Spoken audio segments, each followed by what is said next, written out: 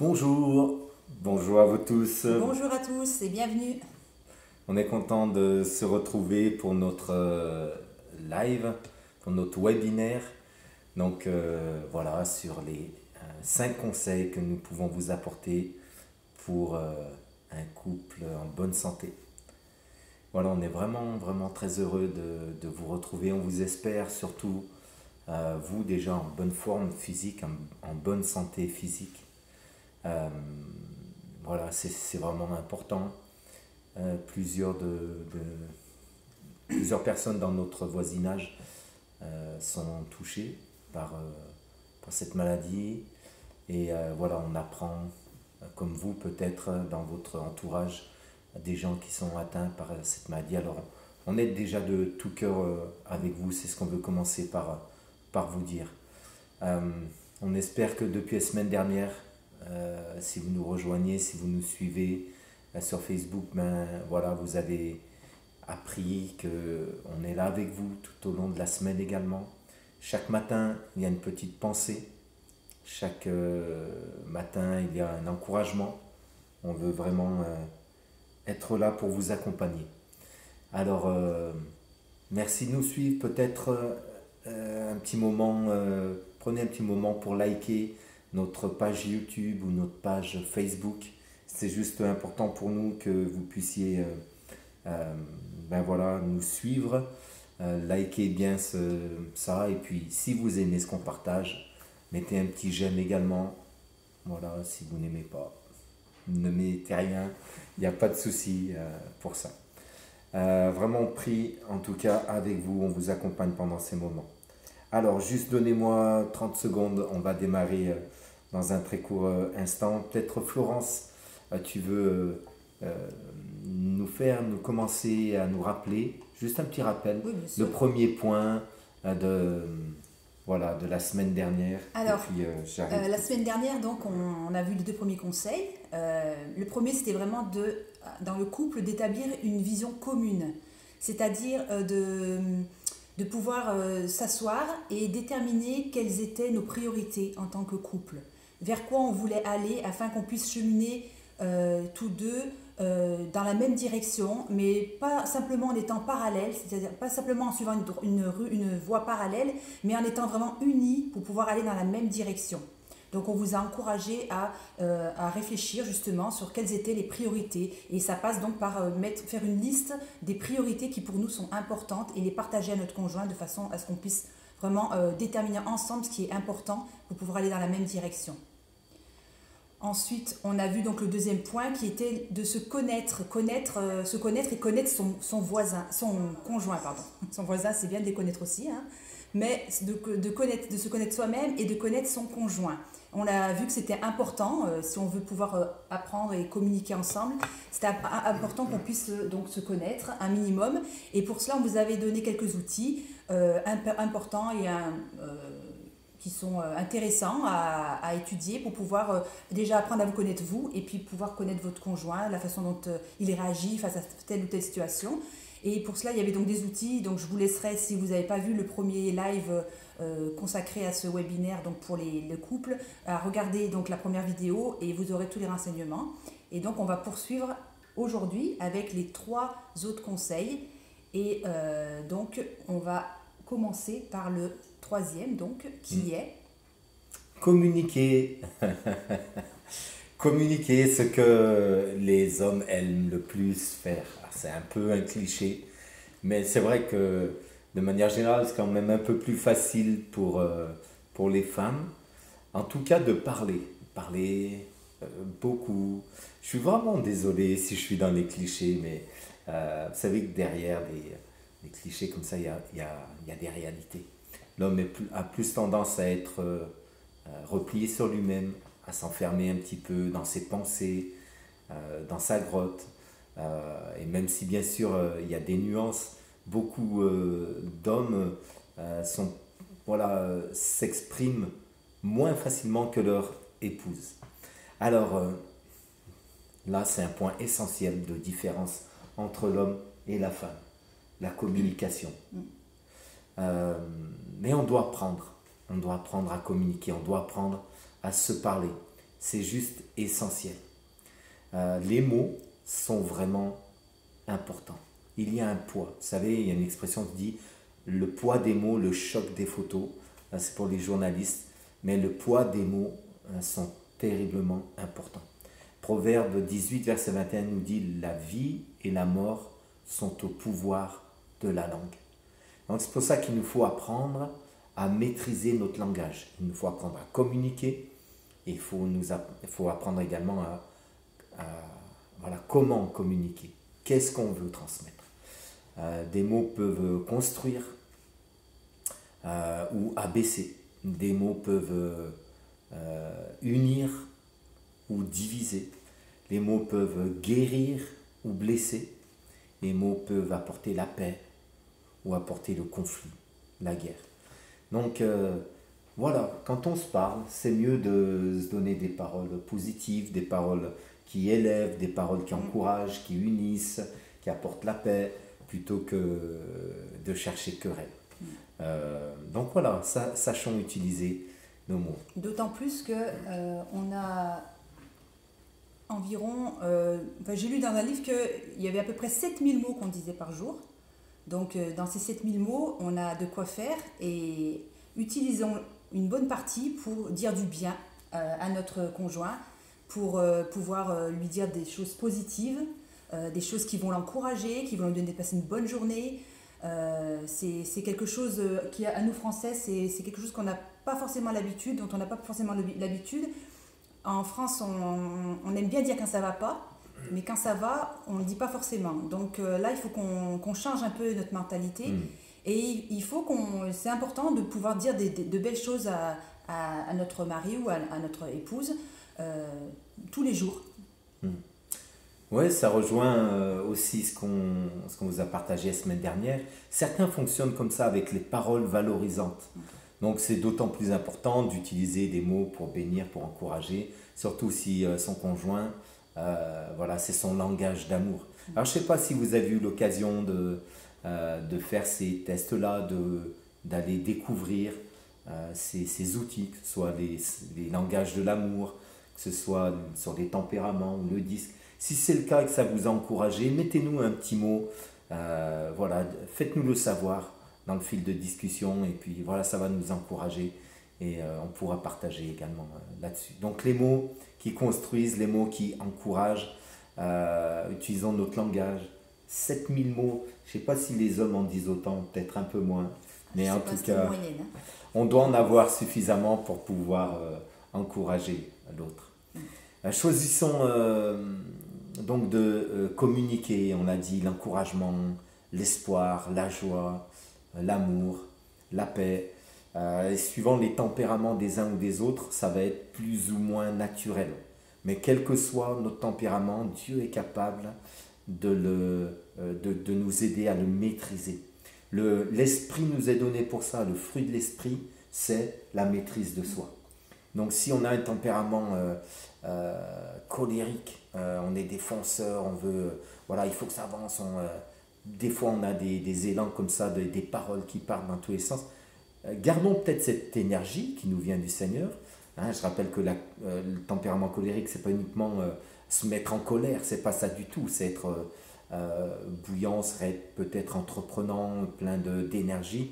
Gardons cette énergie, mais maîtrisons le langage, maîtrisons les émotions, et avec la maîtrise de soi, on peut y arriver. Et ça, c'est une des bénédictions que nous accorde la présence du Saint-Esprit dans nos vies. Donc voilà, partageons ces choses. C'est important aussi, donc il y a quelques petits conseils qu'on peut donner sur ce sujet par rapport à la communication. Il est important aussi de chaque jour de partager avec son conjoint. On sait que la vie c'est un peu comme un tourbillon et on est pris dans nos activités. Certains sont très investis dans leur travail.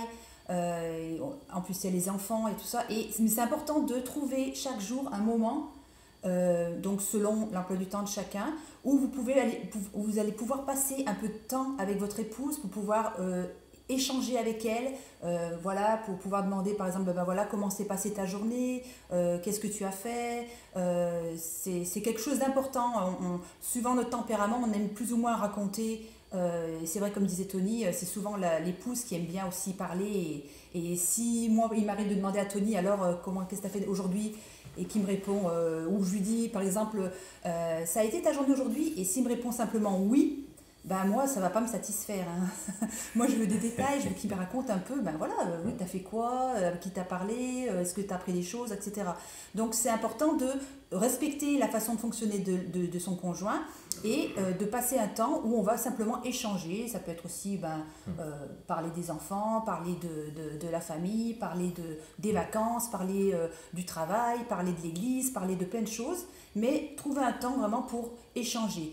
On ne rentre pas à la maison et on se cale devant son ordinateur ou devant la télé, par exemple, sans avoir échangé quelque chose avec son mari ou sa femme ou avec ses enfants, vous voyez. Donc ça, c'est une tendance qu'on pourra avoir, mais qu'il faut réfréner et pouvoir vraiment caler un moment vraiment pour parler avec son époux, son épouse. Donc réfléchissez au meilleur moment, et puis si vous avez des choses vraiment importantes à communiquer, une discussion vraiment sérieuse sur un sujet important, ben voilà, évitez de le faire si votre conjoint est stressé, fatigué ou préoccupé par des tas de choses ou occupé à des tas de choses. Donc c'est important de choisir le bon moment. Également, prêtez attention voilà, à la manière dont vous allez parler. Le ton, c'est très important. Et là, il y a des tas de sketchs là-dessus, évidemment, hein, qui nous parlent qui nous montrent que le ton c'est l'expression de l'intention du cœur. Voilà. Si votre épouse vous demande comment ça va, vous dites ça va très bien. Par exemple, votre ton là nous fait tout de suite comprendre que ça va pas si bien que ça. Ça va très très bien. Surtout quand on insiste avec les très très. Et voilà, donc voilà, écoutons-nous et prêtons attention à la manière dont on parle. Également, donc c'est important, mais ça, certainement vous le savez, de ne pas interrompre aussi la personne lorsque notre conjoint parle. C'est important de l'écouter parler jusqu'à la fin avant de pouvoir prendre la parole. Ça, c'est quelque chose de très difficile. Je pense que c'est quelque chose de plus difficile. Le plus difficile dans la communication, c'est ça. C'est vraiment de pouvoir attendre que la personne ait terminé de parler pour pouvoir émettre nos arguments. Parce que, en fait, si votre conjoint vous parle et que tout de suite vous voulez rétorquer, en fait, vous n'écoutez pas vraiment ce qu'il vous dit parce que vous pensez déjà à la manière dont vous allez rétorquer. Donc, c'est important de s'arrêter et de dire voilà, je suis là, j'écoute jusqu'à... C'est une discipline, hein, je pense que c'est une discipline. Tout à fait. Pour pouvoir vraiment attendre qu'il ait terminé, pour pouvoir répondre. D'autant plus que selon les tempéraments, il y a des personnes, si on les coupe, elles se referment sur elles-mêmes et à ce moment-là, c'est fini, quoi. Elles ne parlent plus parce qu'on leur a coupé la parole. Donc, c'est un des critères à connaître et à savoir pour pouvoir mieux communiquer. Exactement. Et puis, on pourrait vous dire tout simplement, soyez sincère, soyez vrai, soyez honnête lorsque vous parlez à l'autre, à votre conjoint. La sincérité, ça s'entend dans le ton de la voix, ça s'entend, ça se ressent. Et c'est très très important. Peut-être un autre conseil sur la communication? D'être intentionnel aussi. Quand on parle, et donc d'arroser votre conjoint de paroles positives. Voilà, je dirais. Ok. Voilà, quelques conseils, bien sûr. On n'a pas le diplôme, le master en communication de couple. On apprend à connaître l'autre, on apprend à se connaître, on apprend à échanger. L'expérience nous fait comprendre beaucoup de choses également. L'essentiel, c'est d'être intentionnel et de vouloir progresser, de chercher à mieux communiquer avec l'autre. Voilà, et surtout de ne pas oublier qu'on est dans la même équipe. Le conjoint, l'épouse et le mari sont dans la même équipe. Donc on n'est pas... L'un contre l'autre, voilà. Même si on est différents, même si on a des façons de réagir différentes, on est dans la même équipe et ce qu'on veut, c'est vraiment le bien de l'équipe. Voilà, donc si vous avez une bonne communication, normalement, vous n'avez pas de conflit. Oh, vous aussi, vous avez des conflits. Ça alors, quelle surprise. Ben, c'est normal en fait. Bah oui. Ça fait partie de la vie, ça fait partie de la nature humaine. Donc on va regarder un petit peu ensemble comment gérer les conflits dans le but de grandir. En fait, la question, c'est pas si j'ai une bonne communication, je n'aurai jamais de conflit. Point d'interrogation. Non, en fait, c'est une forme interrogative, ça. Non, non, en fait, on n'aura jamais de conflit. Ça n'existe pas. Les conflits arriveront, les tensions, les incompréhensions, les désaccords, la fatigue, on l'a vu, peut nous faire hausser le ton de la voix, le stress, ainsi de suite. Donc, quand ça arrive, comment gérer ça? Ça me fait penser à un sketch, je crois, de Gad Elmaleh qui rentre chez lui et qui salue sa femme, qui dit alors ma chérie, comment ça va? Sa femme lui dit ben ça va. Il lui dit ça va pas ce soir, je le vois. Il dit si, ça va très bien. Ah ben non, mais je te connais, je vois, ça va pas. Et puis comme ça, le temps monte et petit à petit, bien sûr, c'est parti pour le conflit. Voilà. Bon, ça, ne le faites pas cet exercice, ça marche à tous les coups. Donc n'essayez pas de vous convaincre avec ça, ça marche. Ok. Bon, comment gérer les conflits? Éviter les conflits, ben, c'est comme vouloir laisser une gangrène se soigner toute seule, ça n'arrive pas. Ça doit se traiter. Donc la gangrène va finir par grandir. L'ignorer, ça ne résout rien. Ignorer un conflit, ça ne l'arrange pas. Bien sûr, parfois, il faut laisser du temps avant de se parler pour que les émotions retombent, mais il vaut mieux affronter de manière paisible sans que le conflit devienne un conflit de personnes. Au sein d'un couple, si vous vous aimez, vous vous êtes aimé, l'amour est peut-être différent, peut-être il y a des tensions, des stress dans la vie, des situations compliquées qui font que le sentiment amoureux est peut-être n'est pas le même qu'au début. Prenez pour acquis que vous êtes dans la même équipe, vous êtes unis, surtout si vous êtes unis devant Dieu, devant votre Seigneur, alors il est aussi le garant de votre mariage et il est là pour vous aider. Donc quand vient le conflit, traitez-le de manière paisible. Alors il y a des conflits pour des choses mineures. Hein. Oui, voilà, et on pourrait les classer dans deux sortes de catégories, les conflits. Donc, premièrement, les conflits pour des choses mineures, c'est-à-dire quel film on va regarder à la télé, dans quelle température on va mettre le thermostat, parce que des fois les femmes sont plus frileuses que les hommes, qui va sortir les poubelles, etc. Enfin voilà, des petites choses du quotidien qui ne sont pas tellement importantes en vrai, mais qui à la longue peuvent devenir usantes en fait, si on n'en parle pas tout simplement. Et puis donc il y a une deuxième sorte de conflits qui sont des conflits donc de choses beaucoup plus majeures qui peuvent concerner donc par exemple la religion, ça peut être des problèmes moraux, ça peut être l'éducation des enfants, ça aussi des fois beaucoup de conflits viennent dans l'éducation des enfants, les finances, problèmes d'argent, ça peut être aussi la jalousie, le désir de contrôler l'autre, il y a aussi des addictions qui peuvent aussi amener le conflit et forcément aussi dans le couple l'infidélité aussi. Donc, le meilleur moyen de communiquer puis de résoudre ces conflits, c'est déjà de se parler et d'en parler. Alors, on nous pose une question. Donc, les conflits sont inévitables. Êtes-vous d'accord? Voilà, oui, on vient de le dire. Oui, en effet, les conflits sont inévitables. Maintenant, je ne sais pas ce que vous entendez derrière. Est-ce que ça veut dire que vous vous accordez le droit automatiquement qu'il y ait des tensions à la maison, qu'il y ait des incompréhensions et que ça tourne en conflit? Que ce soit inévitable, c'est une chose. Maintenant, est-ce que ça doit être notre quotidien? Est-ce que ça doit être quelque chose d'habituel? Je ne crois pas. Je crois que ça doit être vraiment quelque chose d'exceptionnel et qu'on doit plutôt entretenir une attitude d'écoute, de de paix, avec des acquis dans notre cœur, dans notre pensée qui doivent être inébranlables. Et ces acquis, c'est nous sommes unis, nous sommes un.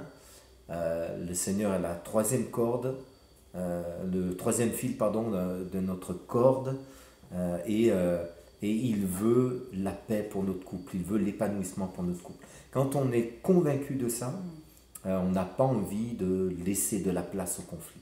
Alors il arrivera, ça c'est inévitable, mais on ne doit pas le laisser s'installer, il ne doit pas être présent à notre table de manière quotidienne. C'est pas possible que voilà, on vive avec cette acceptation-là. Alors, Oui. voilà, j'espère que j'ai répondu à votre question. Maintenant, le Seigneur va vous aider, prenez le temps de prier, développer ce caractère, on a dit, d'écoute, de connaître l'autre, de langage, ainsi de suite, et puis ça ira. Alors on a vu les conflits mineurs, les conflits majeurs. Bien sûr, si on se prend la tête, comme on dit, pour des petites choses, il est grand temps de se poser, de se calmer, de faire un travail sur soi. Si on est en conflit pour des problèmes importants, on a parlé de l'éducation des enfants, les finances, la jalousie, des addictions, et malheureusement, ça ne devrait jamais arriver, mais parfois ça arrive.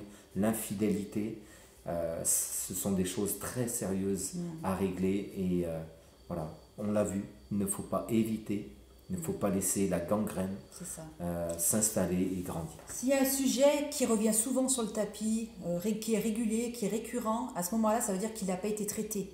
Donc c'est important de communiquer avec son conjoint et de pouvoir en parler, de pouvoir mettre les choses à plat, pour pouvoir dire quel est notre ressenti, pourquoi on prend cette chose, cette action, cette façon de faire qui nous déplaît, pourquoi est-ce que pourquoi ça vient nous heurter. Et tout le temps, à chaque fois qu'on communique aussi, c'est important aussi la notion de respect. Voilà, on n'est pas là pour se crier l'un sur l'autre, on n'est pas là pour se faire la guerre, on a dit qu'on était une équipe. Et donc c'est important lorsqu'il y a des sources de conflits, des choses, vraiment de les isoler et de pouvoir se dire comment est-ce qu'on va faire pour régler ça, parce que moi par exemple cette attitude que tu as elle me déplaît, comment est-ce qu'on va pouvoir faire pour régler ça. C'est important déjà de poser des mots, de le dire de façon à ce qu'on puisse ensemble chercher comment on peut régler ça. Donc ça c'est quelque chose de très important. Alors si vous avez des questions, n'hésitez pas, on correspond avec vous, voilà, il y a notre webmaster qui reçoit vos questions, qui nous les transmet en direct. Donc nous n'avons pas forcément accès directement au chat, que ce soit sur Facebook ou autre, mais notre webmaster nous transmet des questions. Donc n'hésitez pas, on est là pour y répondre. Et puis je voulais juste peut-être ajouter quelque chose. Il ne faut pas hésiter aussi lorsque des conflits, parce qu'on a parlé, donc il y a des petits conflits mineurs, des choses mineures, mais quand c'est des choses vraiment majeures, des choses importantes, que ce soit une addiction, que ce soit un problème d'infidélité, que ce soit un problème peu importe, mais quelque chose de très très lourd, faites-vous aider. Restez pas comme ça que votre couple se détruise. Essayez de trouver un conseiller, quelqu'un, donc peut-être si vous êtes croyant, donc quelqu'un, votre pasteur, ou quelqu'un qui soit apte une tierce personne qui va pouvoir vous aider à trouver une solution, à renouer un dialogue peut-être, ou sinon carrément quelqu'un un thérapeute carrément pour les couples. Ça existe, et même des thérapeutes chrétiens. Donc n'hésitez pas, restez pas seul avec votre problème, mais il y a des solutions, et aussi avec l'aide d'un thérapeute, avec l'aide du Seigneur également, les choses peuvent se régler, il y a des solutions. Voilà, donc n'hésitez pas, on est là pour partager avec vous. Est-ce qu'on a eu des conflits, nous?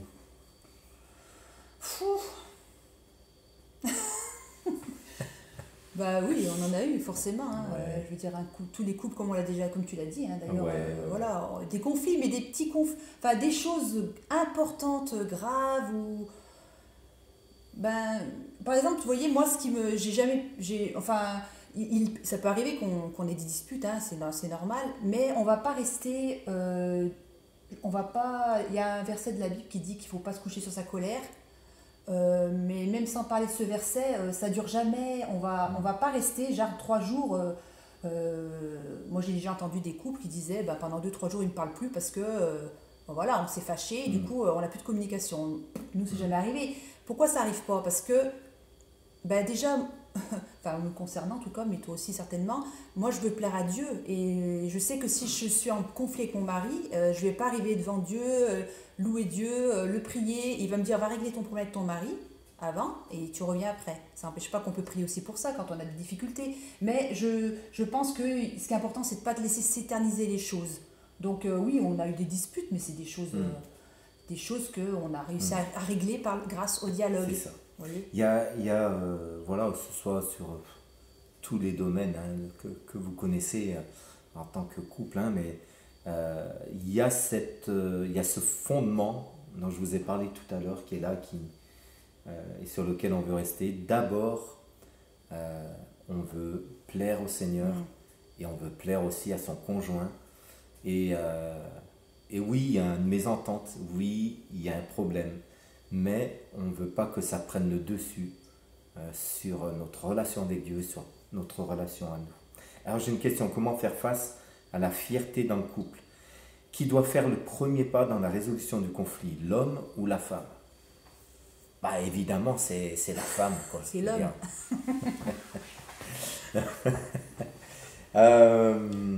Ben, Ouais.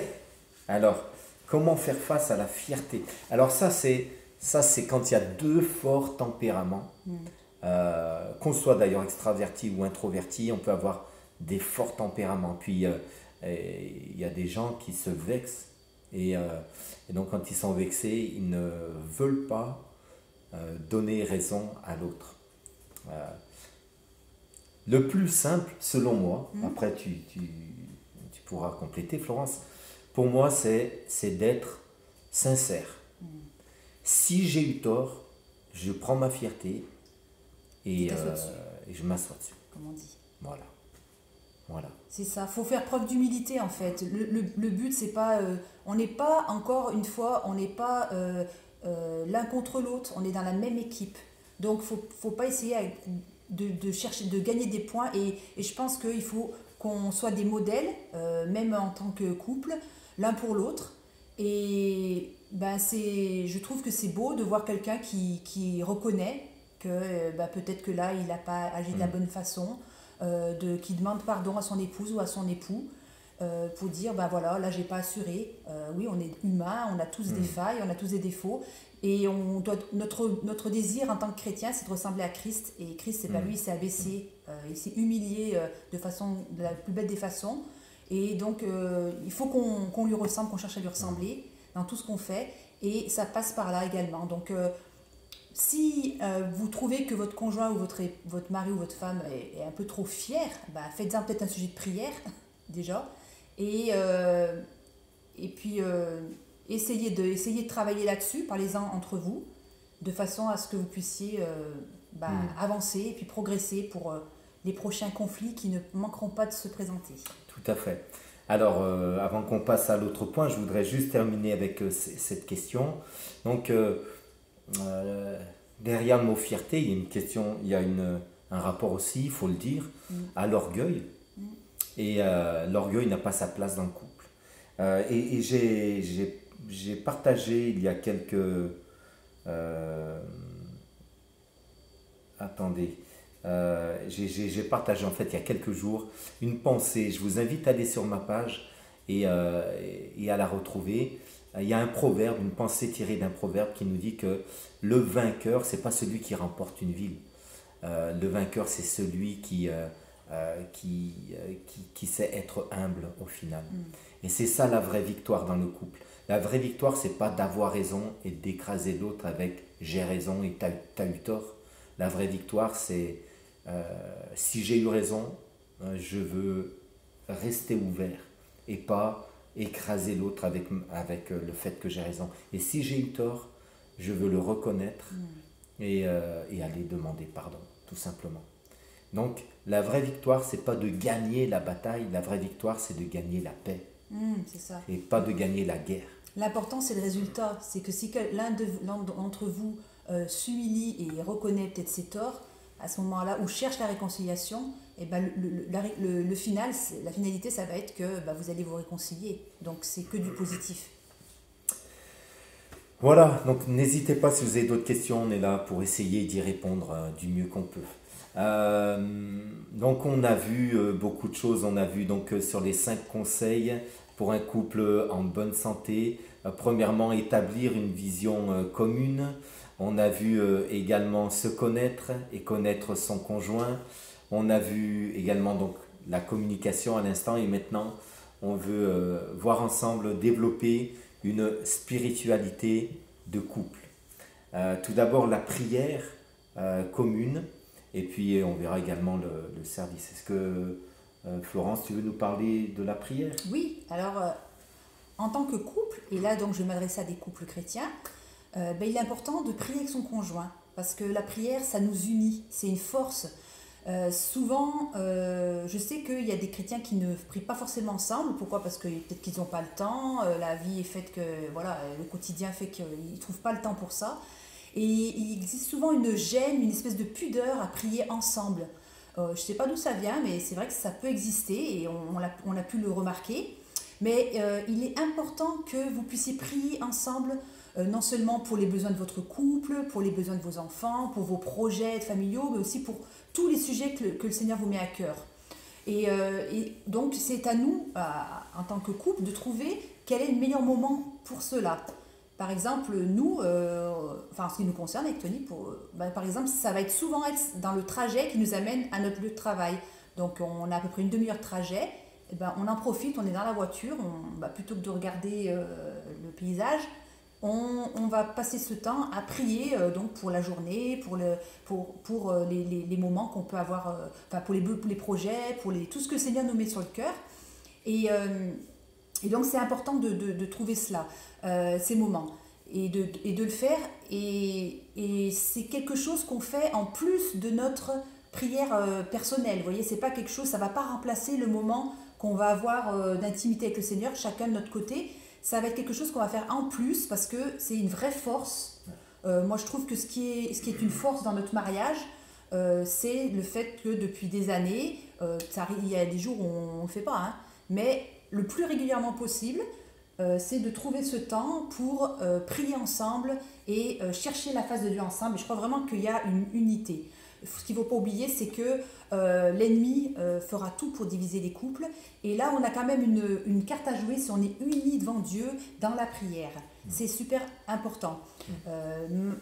Matthieu nous dit dans le chapitre 18 et verset 20, il nous dit « Je vous dis encore que si 2 d'entre vous s'accordent sur la terre pour demander une chose quelconque, elle leur sera accordée par mon Père qui est dans les cieux.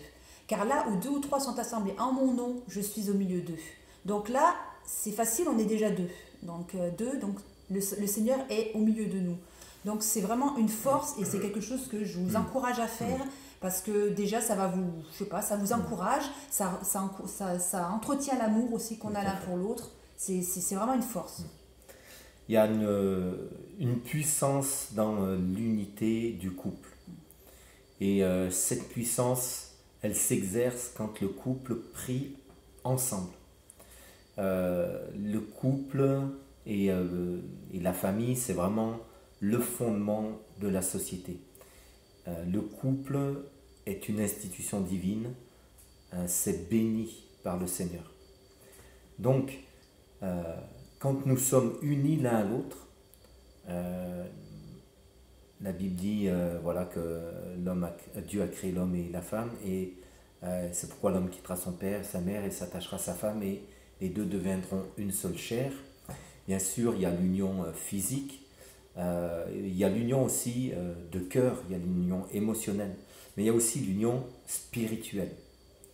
Et donc dans cette union, il y a une grande autorité. Et le texte de Matthieu 18, dont il est question ici, c'est d'ailleurs d'exercer l'autorité, d'exercer un jugement. Alors quand on dit jugement, c'est-à-dire de prendre une autorité dans la prière. Ça ne veut pas dire qu'on est meilleur que les autres, ça ne veut pas dire qu'on juge son prochain, on est appelé à l'aimer. Mais ça veut dire on prend la parole de Dieu et quand il y a un problème, on proclame la parole de Dieu ensemble. Et donc il y a une autorité dans l'unité. Et ça commence d'abord dans le couple. Donc pour les situations de la vie que vous traversez, des difficultés, des problèmes, on a vu toutes sortes de problèmes, ça peut être financier, ça peut être relationnel, ça peut être des tas de choses. Voilà, la Bible nous dit deux choses. Je pense à ça. Autant que cela dépend de vous, soyez en paix avec tous. Donc ça, c'est la première chose. Est-ce que ça dépend de moi? Et puis ensuite, si j'ai fait tout ce que je peux pour arranger une situation voilà, ou un problème, j'ai recours à la prière. Et la force du couple, c'est que je ne suis pas seul dans la prière. Bien sûr que Dieu entend ma prière personnelle, intime, mais lorsque deux s'unissent, il y a une grande puissance, une grande autorité. Donc l'unité spirituelle, l'entente spirituelle et la cohésion spirituelle sont très importants. Et bien souvent, nous gâchons cette force dans la prière par de la timidité, ou je ne sais pas comment appeler ça, mais on a honte de prier avec l'autre, on ne s'ouvre pas. En fait, il y a une intimité spirituelle. Et cette intimité, l'homme en a besoin, la femme en a besoin. Et donc, je vous encourage à développer ça. Dépassez vos craintes, dépassez vos peurs, dépassez vos a priori, comme si la prière c'était vraiment uniquement pour vous, mais pas pour le couple. Parce que vous allez passer à côté d'une très grande force, c'est celle de l'unité spirituelle. Et puis, moi, je voulais vraiment faire ça. Et puis adaptez-vous à la situation. Là, par exemple, on est dans le confinement. Donc, en ce qui nous concerne, par exemple, on va plus au travail en voiture, donc on n'a plus cette demi-heure, mais on a quand même, la première chose qu'on fait le matin, après quand on s'est levé, tout ça, c'est on passe ce temps à prier ensemble. Ça ne dure pas 3 heures, ça ne dure même pas une demi-heure, mais on a au moins ce moment qu'on partage ensemble. Et ensuite, on se met à vaquer à nos occupations pour le travail, à la maison. Vous voyez? Mais donc, c'est à vous de trouver quel est le meilleur moment dans lequel vous allez être disponible et pour lequel vous allez pouvoir passer ce temps à prier ensemble. Parfois, pour des couples, c'est très compliqué. Si vous travaillez le soir, votre épouse le matin, si c'est pas possible sur plusieurs jours de vous retrouver, si vos plannings changent, ça peut être très compliqué avec les enfants à amener à la garderie, mes enfants sont grands, je ne sais plus comment ça s'appelle, lorsqu'on les laisse avant les cours. Peu importe, vous êtes occupé, c'est tellement compliqué. Prenez alors un rendez-vous. Vous avez forcément un moment dans la semaine où vous pouvez passer un temps, et à ce moment-là, passer un temps de qualité ensemble.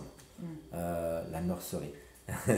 Vous avez un temps de qualité ensemble. C'est ça qui compte. Ça, c'est vraiment important. Si vous ne pouvez pas faire cette prière ensemble commune, manière hebdomadaire, faites-la de manière quotidienne, faites-la au moins de manière hebdomadaire. Ne laissez pas passer une semaine sans prendre un temps ensemble.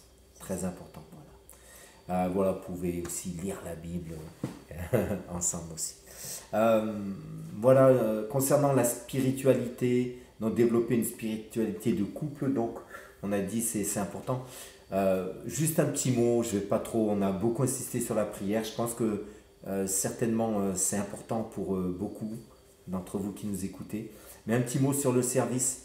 Il se peut que vous soyez appelés à servir le Seigneur ensemble, à œuvrer pour le royaume de Dieu sur les mêmes projets, et ça c'est une bonne chose, c'est super quand ça se passe comme ça, mais c'est pas forcément ça pour tous. Bien souvent en fait c'est assez rare que des couples ont reçu les mêmes dons, les mêmes talents, sont appelés par le Seigneur aux mêmes œuvres exactement.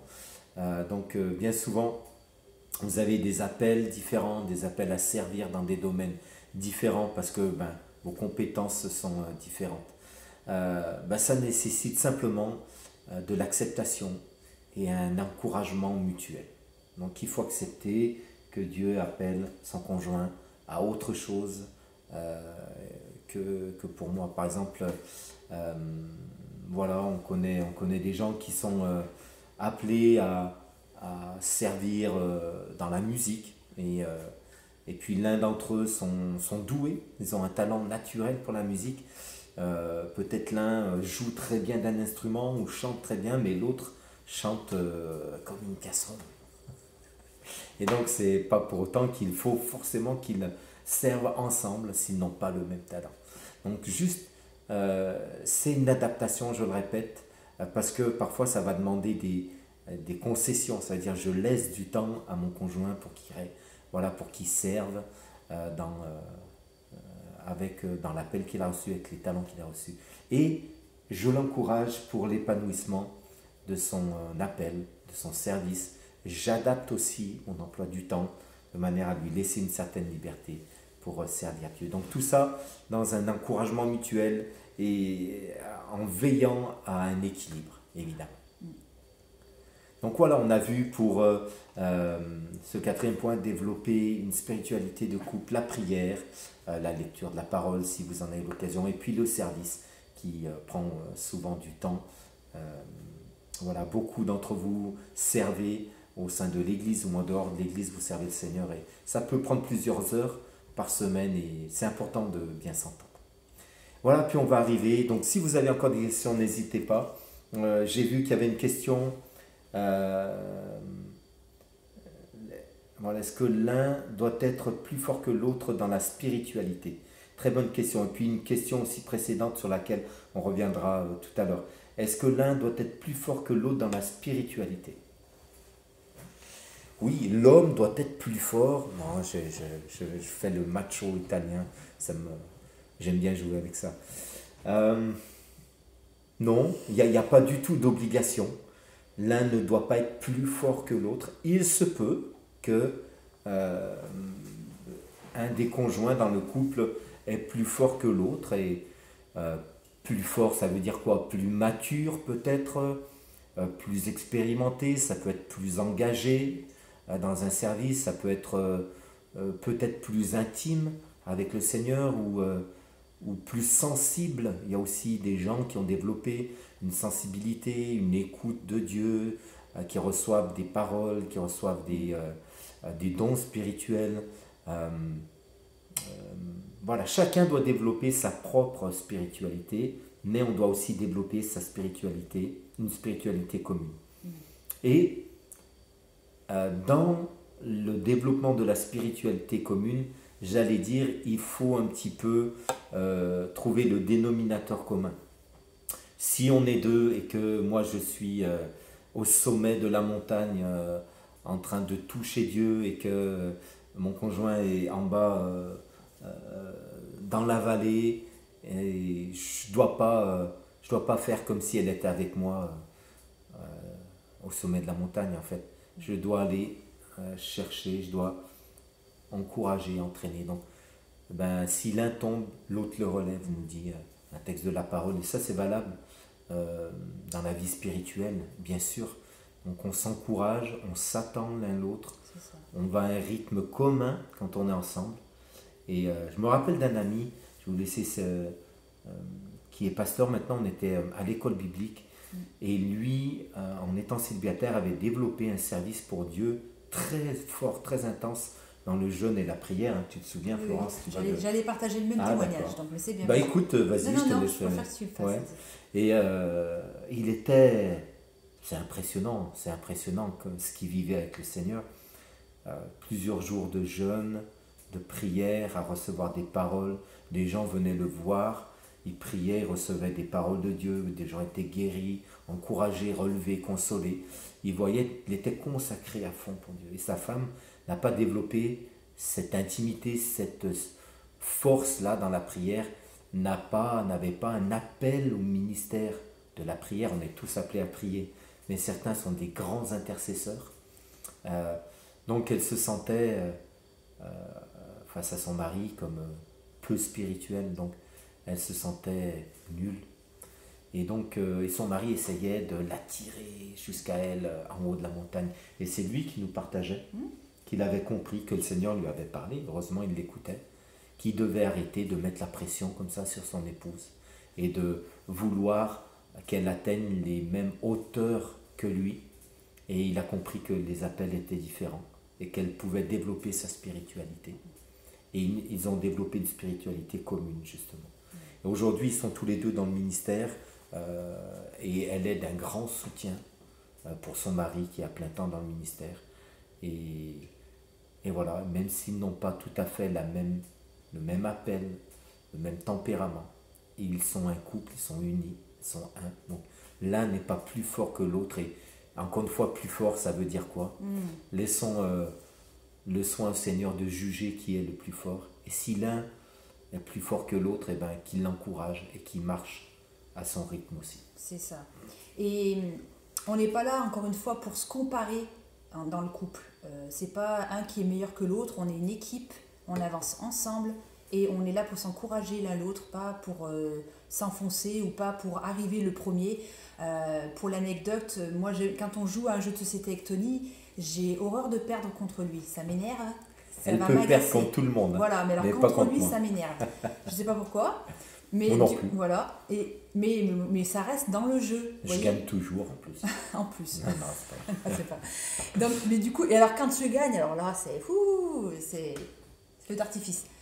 Des fois, je la laisse gagner juste.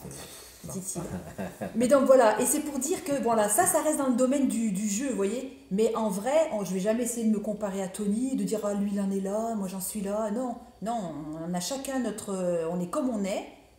On a la vie spirituelle qu'on a et celle qu'on veut avoir aussi, parce que forcément ça demande une discipline. Mais je veux dire, on n'est pas là, on ne doit pas se comparer l'un à l'autre. Au contraire, on doit s'encourager. Et ce que j'ai beaucoup aimé de ce témoignage que Tony a partagé, c'est que notre amie nous disait, c'est pas à elle de monter jusqu'à moi, c'est à moi de m'abaisser jusqu'à elle et de petit à petit, en plus elle était plus jeune dans la foi que lui, de petit à petit l'aider à progresser et à grandir.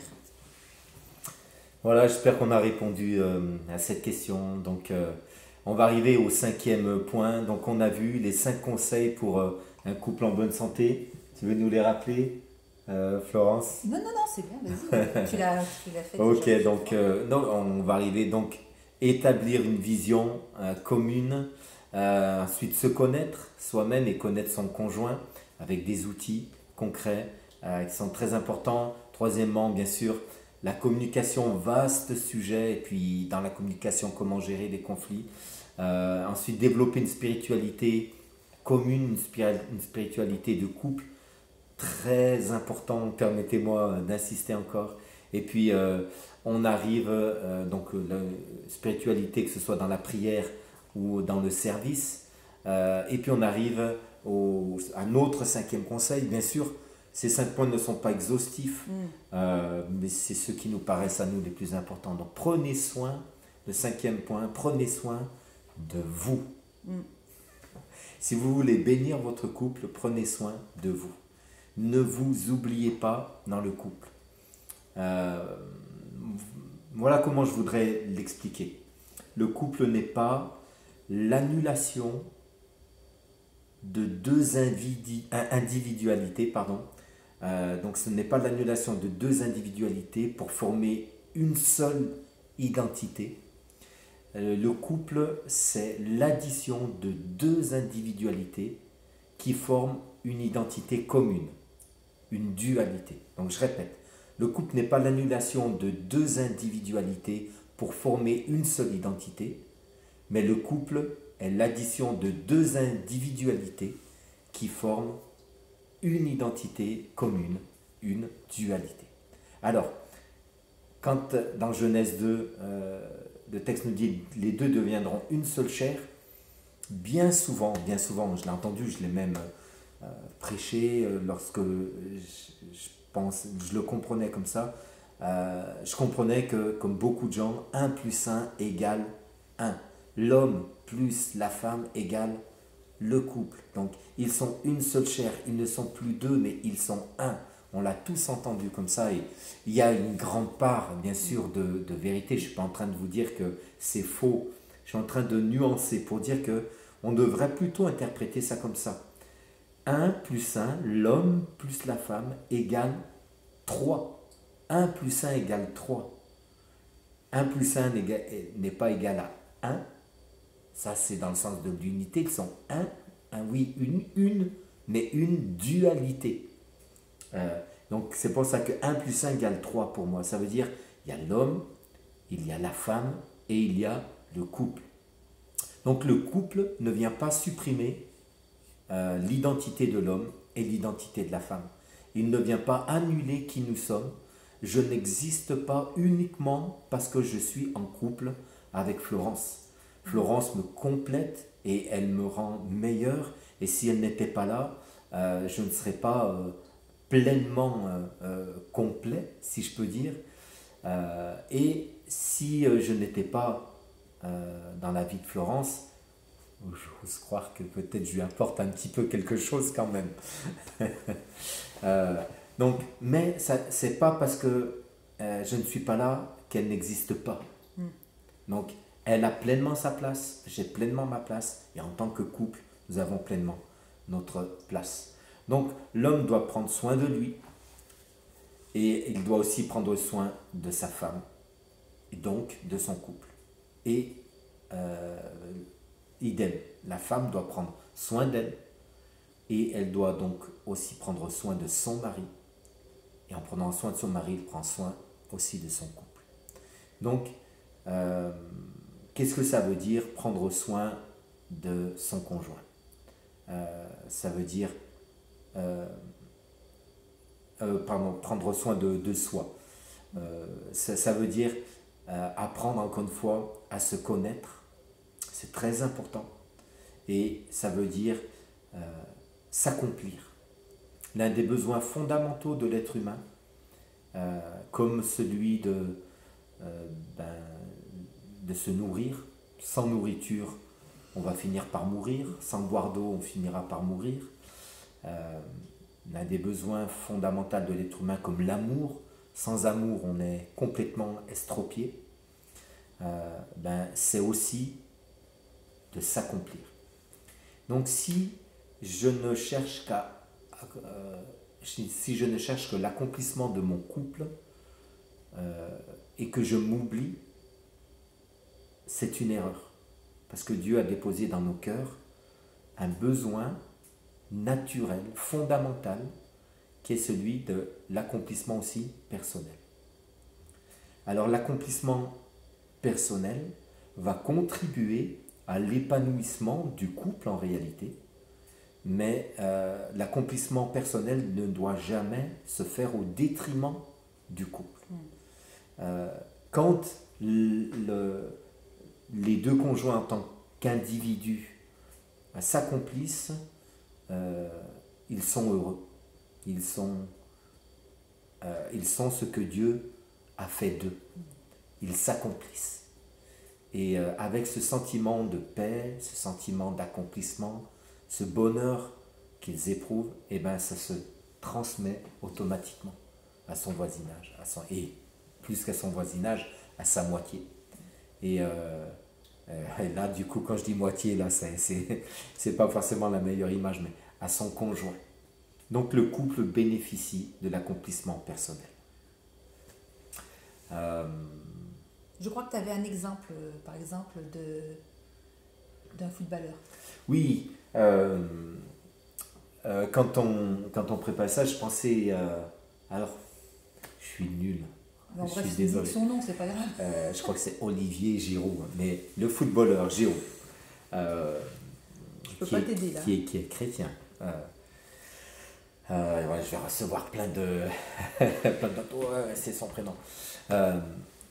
Je voyais un reportage sur la 6, un super reportage, et bien sûr ils interviewaient également son épouse dans leur intimité, et puis il expliquait comment ils ont dû déménager de la France, comment tous les sacrifices qu'il a fait et tous les sacrifices qu'ils ont fait en couple, et comment son épouse s'est mise du coup à part. Alors elle, pour que son mari puisse pleinement vivre sa carrière de footballeur professionnel, elle a dû mettre de côté sa propre carrière à elle. Et c'est un sacrifice qu'elle a accepté de faire pour permettre à son mari de s'accomplir pleinement. Et en lui permettant de s'accomplir pleinement, elle en éprouve aussi une satisfaction. Maintenant, pour équilibrer tout ça, il disait bien dans le reportage que ils ont prévu que ce sacrifice qu'ils font pendant des années, parce qu'on n'est pas footballeur pendant 40 ans, mais voilà, pendant ces longues années, ça peut durer 15 ans au maximum, je pense. Ensuite, c'est sûr que Hervé, Giroud, Olivier, je ne sais plus comment, peu importe son prénom, je suis désolé pour tous les footballeurs là, et tous ceux qui aiment le foot. Et ben voilà, c'est lui qui, ensuite, à la fin de sa carrière, se consacre à l'épanouissement de son épouse, qui est prêt à faire des sacrifices pour qu'elle puisse s'accomplir. J'espère que ça se fera, bien sûr, évidemment, mais il y a au moins une entente commune. Donc parfois, oui, il y a des situations qui font que l'un va être privilégié par rapport à l'autre. Il y a peut-être des épouses qui ont des métiers très contraignants, avec de lourdes responsabilités. Et parfois, ce sont les maris qui doivent faire certains sacrifices pour encourager leur épouse à s'épanouir dans leur métier, dans leur appel, dans leurs dons. Ce qu'il faut, dans tous les cas, c'est vraiment une entente commune. Et il faut que l'un et l'autre, au final, puissent vraiment s'épanouir. C'est ça, exactement. Voilà. Donc, Et puis ce qui est important aussi, c'est d'être en paix avec soi-même. Donc pour pouvoir, pour pouvoir en fait prendre soin de nous, il faut qu'on apprenne aussi nous à nous connaître nous-mêmes et d'être en paix aussi, d'avoir réglé peut-être ces conflits personnels. Vous savez qu'on arrive tous dans le mariage avec des bagages, avec des façons de vivre différentes, une éducation différente, toutes ces choses qui vont faire qu'il va falloir vraiment qu'il y ait une adaptation de l'autre, qui est une acceptation également de la façon de ne pas prendre pour acquis que notre conjoint pense comme nous, que c'est pas quelque chose d'acquis, mais il va falloir donc en discuter, il va falloir en parler. Peut-être qu'il y en a qui viennent avec des souffrances, avec des blessures, et on n'arrive pas. C'est comme quand on arrive quand on donne sa vie au Seigneur, on n'est pas on est changé. Oui, mais ça va prendre du temps pour qu'il y ait plein de choses qu'on réalise et que petit à petit le Saint-Esprit fasse son travail en nous, qu'il guérisse nos blessures. Ça peut prendre des années. On est à l'école toute notre vie, à l'école du Seigneur.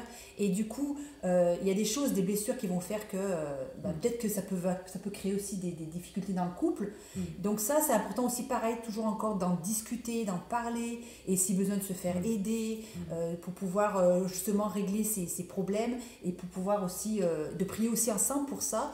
Et de s'attendre aussi à ce que le Seigneur pose sa main pour qu'on puisse aussi sortir de ces difficultés, de ces blessures qu'on a pu avoir dans le passé ou quoi. Ça, c'est des choses vraiment importantes à savoir et qui vont nous aider. Donc, le couple va bénéficier donc d'un mari en bonne santé ou d'une femme en bonne santé, forcément.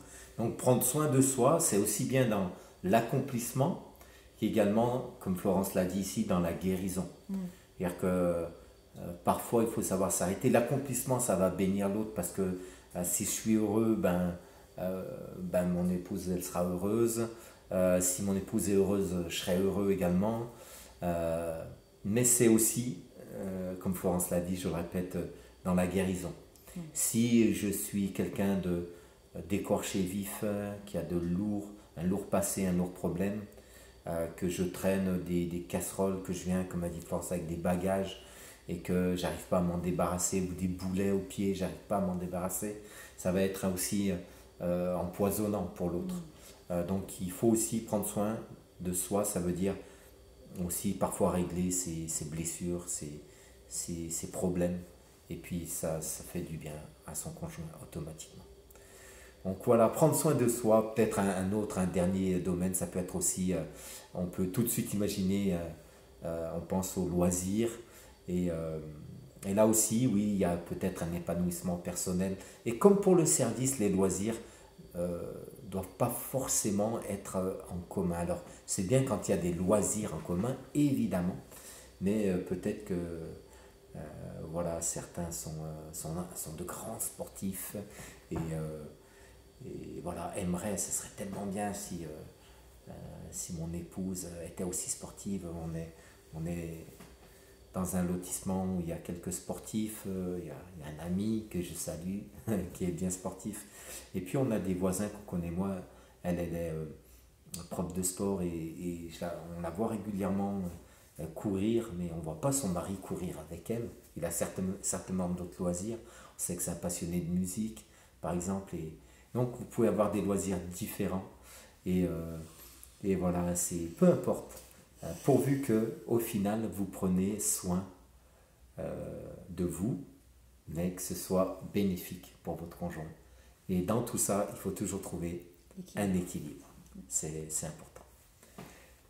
Voilà, les amis. Donc, voilà les 5 points qu'on a voulu partager avec vous, donc qui sont pour nous très importants. 5 conseils.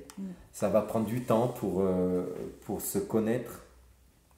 Voilà, pour les mettre en pratique. Donc, établir une vision commune de la vie, c'est tellement important. Déterminer vos priorités. Je le rappelle, chercher d'abord le royaume de Dieu dans un couple. La priorité, ça doit être le Seigneur lui-même qui est ce troisième fil à votre corde. C'est votre mariage. Également, deuxième priorité, parce que le mariage est une institution sacrée du Seigneur. Vos enfants, Dieu vous les a confiés pour les élever. Ensuite, votre famille élargie, l'église, le travail, les loisirs. Voilà, Dieu vous bénit comme ça. Donc on a vu, premier conseil, établir les priorités. Deuxièmement, se connaître et connaître son conjoint. On vous a donné quelques outils. Découvrez votre tempérament, découvrez comment vous pouvez communiquer en fonction de qui vous êtes, et découvrez qui est votre conjoint pour bien communiquer également avec elle. Donc il y a le disque, un outil également pour ça qui est super. Et puis on a vu, troisièmement, aujourd'hui on a vu comment bien bâtir, poser des bons fondements pour son couple. La communication, c'est juste essentiel. Prenez du temps pour discuter entre vous et pour gérer les problèmes qui apparaîtront en toute humilité, sans orgueil, sans chercher à gagner, à vaincre, mais surtout en cherchant à construire, à bénir. Voilà. On a vu également donc développer une spiritualité de couple, que ce soit dans la prière, tellement important.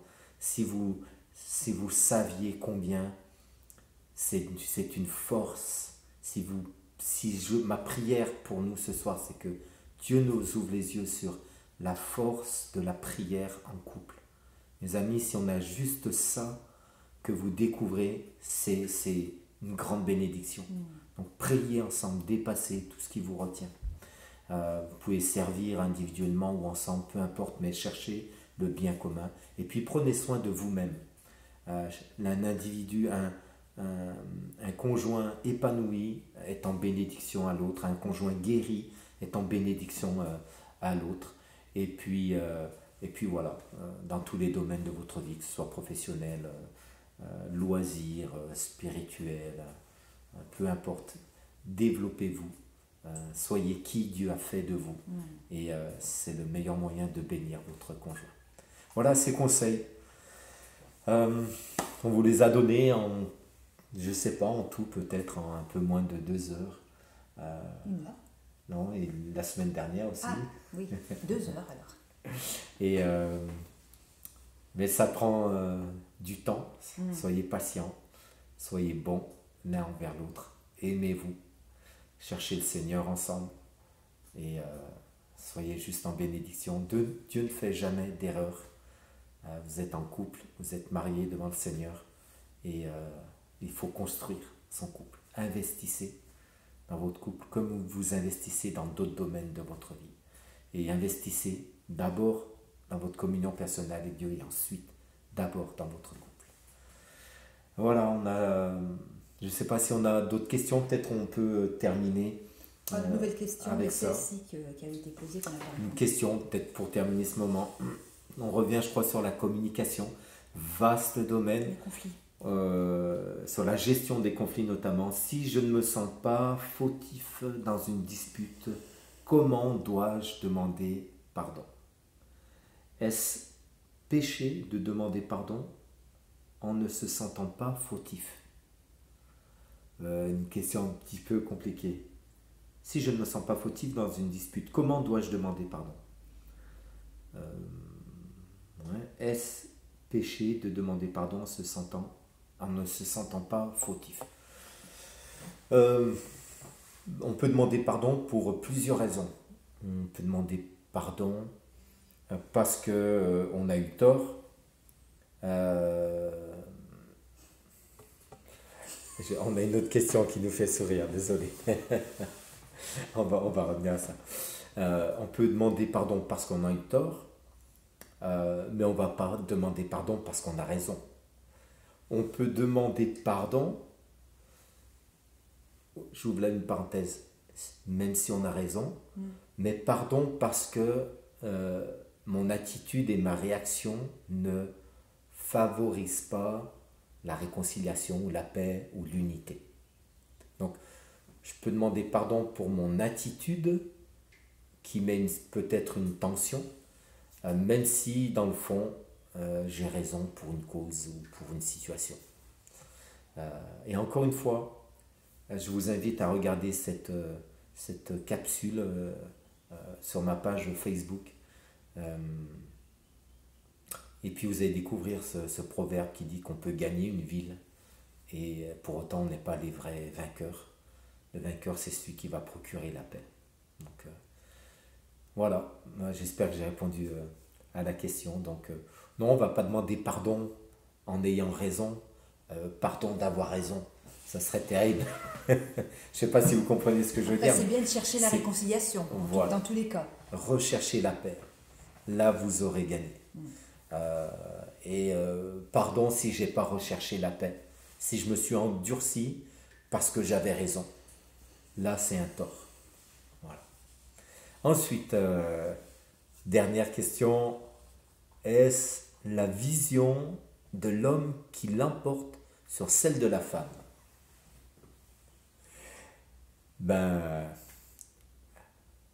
Je connais la personne qui a posé la question, donc elle ne se vexera pas.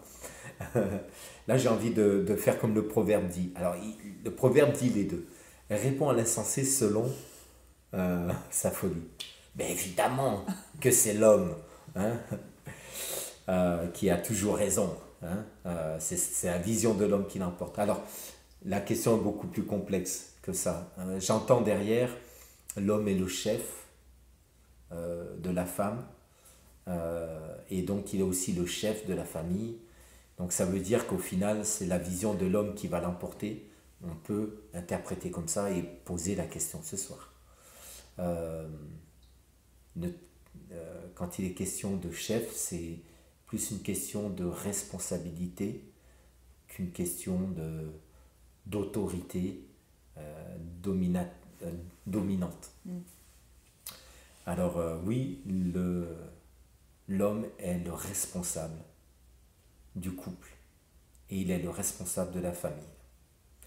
Et les gars, que ça vous plaise ou pas, c'est notre appel. Et c'est terrible pour une épouse de ne pas avoir un homme responsable. Un homme responsable, ce n'est pas un homme parfait, ce n'est pas un homme qui sait tout, qui a les solutions à tout, qui ne galère jamais. Un homme responsable, c'est quelqu'un qui sait chercher le secours là où il faut, qui sait reconnaître ses faiblesses. C'est ça aussi, être un homme. C'est ne pas vouloir rester dans la faiblesse. C'est ça aussi, être un homme. C'est chercher à protéger. C'est chercher les bonnes solutions quand on ne les a pas. Voilà, c'est ce qui me vient à l'esprit comme ça, spontanément. Donc ça, c'est un homme responsable. Ça, c'est un chef. Un chef dans le couple qui ne domine pas, mais qui veille et qui protège et qui prend son rôle. Depuis 25 ans, plus de 25 ans qu'on sert le Seigneur à plein temps, on a tellement vu ensemble des couples ou alors des femmes qui souffrent du fait que l'époux ne prend pas sa place. Et quand la femme est obligée de jouer le rôle de mari responsable et d'épouse tendre et aimante, c'est trop. C'est une charge lourde qu'elle peut tenir en fonction de ses capacités des années, mais au bout d'un moment, ça va craquer. Peut-être au bout de 15 ans, au bout de 20 ans, mais ça va craquer. Donc, le mari est appelé à prendre sa place d'homme et de chef, dans le sens responsable. Il faut un responsable, il faut un fautif si ça ne va pas. Alors, ça ne veut pas dire qu'il est fautif de tout, mais c'est à lui de chercher au maximum les solutions. Chercher la paix, chercher la réconciliation, chercher à faire grandir peut-être son conjoint ou à grandir soi-même, chercher à guérir s'il a des blessures personnelles comme on l'a vu, chercher à bénir en étant un exemple, en prenant sa place aussi dans le domaine spirituel, en apportant une certaine nourriture. Voilà, c'est tellement riche. Allez, un petit coup de pub, les gars. Un ami pasteur que j'apprécie énormément, qui s'appelle Jérémy Poulet, a écrit un livre qui est très simple. Alors, ce n'est pas une thèse sur le rôle de l'homme, mais c'est tellement simple et tellement pratique. Il nous donne, je crois, 12 conseils pour être des hommes. Son livre, c'est « Soyez des hommes ». Et c'est super. Donc, je vous invite à vous le procurer.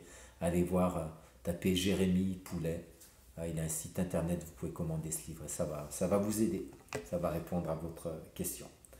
Donc voilà, l'homme n'impose pas sa vision. Son rôle, c'est d'être un protecteur et de porter la charge. Alors, il ne la porte pas tout seul, on est aussi ensemble. Nous, on aime bien être protégés et on aime bien admirer notre mari aussi. C'est important. Voilà, n'oublions pas qu'on la porte aussi ensemble, dans tous les cas. Voilà les amis, c'était vraiment super d'être avec vous pour ce webinaire. Il y aura certainement encore beaucoup de questions. J'espère que ça vous a été en bénédiction. Notre prière, Florence et à moi, c'est que vous puissiez développer ces 5 points au sein de votre couple et puis que le Seigneur vous fortifie. Est-ce que peut-être, Florence, tu veux faire une prière pour terminer ce moment? Seigneur, nous voulons te remercier, Jésus, pour tout ce que nous avons pu partager ce soir, Seigneur. Et tu vois que le désir de notre cœur, et nous savons que c'est ton désir aussi, c'est que les couples soient forts, Seigneur, que les couples soient solides, Seigneur. Et Seigneur, tu nous as donné plein de choses pour pouvoir aider notre couple à être fort, à être solide. Et on veut vraiment, Seigneur, te remercier. On veut te prier afin que tu fasses de chacun de nous, en tant qu'épouse, en tant qu'époux, des hommes et des femmes matures, des hommes et des femmes spirituellement solides également, enracinés dans ta parole, pour qu'on puisse aussi garder dans nos cœurs et mettre en pratique tous les enseignements que tu nous donnes dans ta parole, parce qu'ils sont nombreux. Et je te remercie pour tous ceux qui nous ont écoutés, Seigneur, ce soir. Je te prie vraiment que parmi tout ce qui a pu être dit, Seigneur, que chacun puisse prendre ce dont il a besoin et pouvoir l'appliquer à sa vie et voir, Seigneur mon Dieu, le fruit, Seigneur, de tout ce qu'il va pouvoir mettre en pratique, Seigneur. Je te prie de bénir les couples, Seigneur mon Dieu, vraiment. Merci parce que c'est toi qui as voulu le couple, Seigneur, c'est toi qui l'as créé. Et nous croyons que, Seigneur, tu as des projets de paix et non de malheur. Et tu veux la bénédiction des couples, Seigneur. Et c'est ce que nous voulons également, Seigneur. Et c'est pourquoi nous avons partagé ce soir ces quelques conseils. Il y en aurait beaucoup d'autres à dire. Mais, Seigneur, mon Dieu, je prie vraiment que tu mettes dans chacun des cœurs le désir, Seigneur, de prendre soin de son couple, Seigneur, mon Dieu. D'aller de l'avant, Seigneur Jésus. Et que tu bénisses non seulement les couples, mais également les familles, Seigneur, mon Dieu. On ne va pas oublier tous les enfants. Parce que, Seigneur, lorsque le couple est uni, Seigneur, les enfants aussi en bénéficient, Seigneur. Alors, merci de venir fortifier, encourager chacun et que ta grâce soit sur tous les couples, Père, au nom de Jésus. Amen. Amen. Amen. Voilà, soyez bénis. À bientôt les amis. Donc on se retrouve demain matin. Je vous apporte un encouragement à 10h Une pensée, on continue sur notre thématique de l'essentiel. On a vu la foi, l'espérance, ce sera demain. Et puis voilà, tout notre programme sur Internet, sur les réseaux sociaux pour vous tous. Abonnez-vous à notre chaîne YouTube, abonnez-vous sur notre chaîne Facebook. Voilà, likez, partagez largement les vidéos. Et puis, si vous le voulez, bien sûr. Et puis voilà, on espère juste que ce soit bénédiction pour, non seulement pour vous, mais pour tous ceux que vous connaissez également. Voilà, à bientôt. À très bientôt. Soyez bénis. Au revoir. Bye.